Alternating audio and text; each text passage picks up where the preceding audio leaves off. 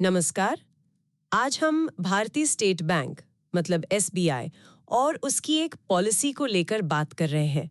Policy है अनुकंपा नियुक्ति की। जी। और हमारे पास एक दस्तावेज है जो कुछ गंभीर सवाल खड़े करता है। हाँ। क्या बैंक में ऊंचे पदों का गलत इस्तेमाल हुआ? क्या किसी एक व्यक्ति को फायदा पहुंचाने के लिए नियमों को तोड़ा मरोड़ा गया? बिल्कुल। आइए इसी की तह तक चलते हैं। बिल्कुल, ये मामला जुड़ा है एसबीआई की उस स्कीम से जिसके तहत अगर किसी कर्मचारी की सेवा के दौरान मृत्यु हो जाती है तो उनके परिवार के किसी सदस्य को नौकरी दी जाती है। और जो दस्तावेज है हमारे पास वो 2 खास सर्कुलर और उनमें जो बदलाव हुए उस पर फोकस करता है और इससे पूरी प्रक्रिया पर मतलब उसकी निष्पक्षता पर सवाल उठते हैं। तो शुरू कहाँ से हुआ ये सब? दस्तावेज के हिसाब से 16 मार्च 2021 को एक सर्कुलर आया था एसबीआई का। जी हाँ, 16 मार्च 2021 को ई सर्कुलर था CDOP एंड HRDPN 09202021। अच्छा, इसमें क्या था? इसमें कहा गया कि इस तारीख के बाद मतलब 16 मार्च 2021 के बाद अगर किसी भी कर्मचारी की मृत्यु होती है किसी भी वजह से तो उसके एक आश्रित को नौकरी दी जाएगी बिना किसी शर्त के। ठीक है। लेकिन यहाँ एक पेच था।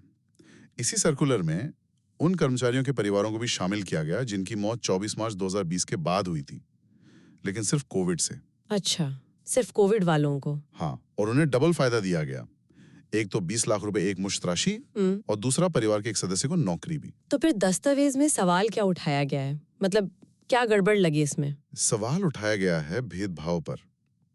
दस्तावेज कहता है कि ये नाइंसाफी थी उन परिवारों के साथ जिनके सदस्य की मृत्यु तो 24 मार्च 2020 से 16 मार्च 2021 के बीच हुई। हाँ। लेकिन कोविड के अलावा किसी और कारण से। अच्छा। तो ऐसे परिवारों को ना तो वो 20 लाख रुपए मिले और ना ही नौकरी की गारंटी, जबकि कोविड वालों को दोनों चीजें मिली। तो ये एक तरह से असमानता थी। समझी। मतलब कारण के आधार पर फर्क कर दिया गया। जी बिल्कुल। और फिर कहानी में एक और मोड़ आता है। हाँ बिल्कुल। करीब करीब 1.25 साल बाद 15 जून 2022 को बैंक एक नया सर्कुलर निकालता है। Circular 9 CDOP HRD PM 172022। और ये पिछले वाले को बदलता है। जी, ये पिछले सर्कुलर में मतलब वो जो मार्च 2021 वाला था उसमें संशोधन करता है और ये संशोधन बड़ा दिलचस्प है कह सकते हैं। कैसे? इसमें जो नॉन कोविड मौतें थी मतलब कोविड के अलावा दूसरी वजहों से जो मौतें हुई थीं उनके आश्रितों के लिए नौकरी की जो प्रभावी तारीख थी हाँ। उसे 16 मार्च 2021 से 21 दिन पीछे कर दिया गया। नई तारीख बना दी 24 फरवरी 2021। एक मिनट, प्रभावी तारीख को पीछे कर दिया मतलब रेट्रोस्पेक्टिव इफेक्ट। जी। घटना होने के बाद नियम बदला, वो भी पिछली तारीख से। जी हाँ बिल्कुल। नियम लागू होने के 1.25 साल बाद उसे पिछली तारीख से बदल दिया। इस पर दस्तावेज क्या कहता है? ये क्यों किया गया? यहीं पर दस्तावेज सबसे गंभीर आरोप लगा रहा है। वो कहता है कि ये बदलाव सिर्फ और सिर्फ एक खास व्यक्ति को फायदा पहुंचाने के लिए किया गया। एक खास व्यक्ति? हाँ, ताकि वो नियुक्ति के लिए योग्य हो जाए।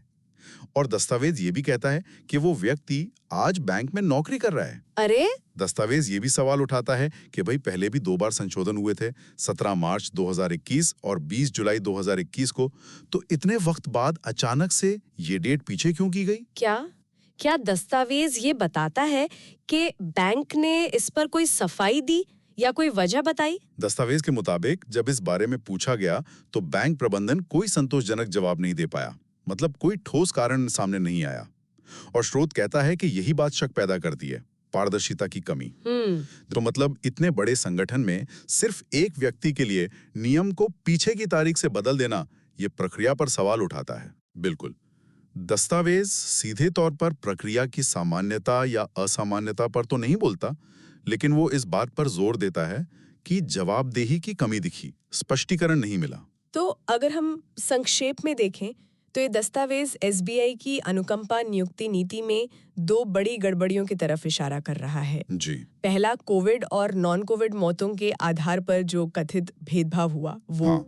और दूसरा, बाद में नॉन कोविड मौतों के लिए पात्रता की तारीख को पीछे करना, जिस पर आरोप है कि वो किसी एक व्यक्ति विशेष को फायदा पहुंचाने के लिए किया गया। बिल्कुल सही। ये सोचने वाली बात है कि नीतियां कैसे बनती हैं, किसके लिए बनती हैं और कैसे बदल दी जाती हैं। ये मामला दिखाता है कि बड़ी संस्थाओं में, खासकर सरकारी बैंकों में, पॉलिसी बनाने में कितनी पारदर्शिता और निरंतरता होनी चाहिए, खासकर तब जब मामला इतना संवेदनशील हो, शोक में डूबे परिवारों की मदद से जुड़ा हो।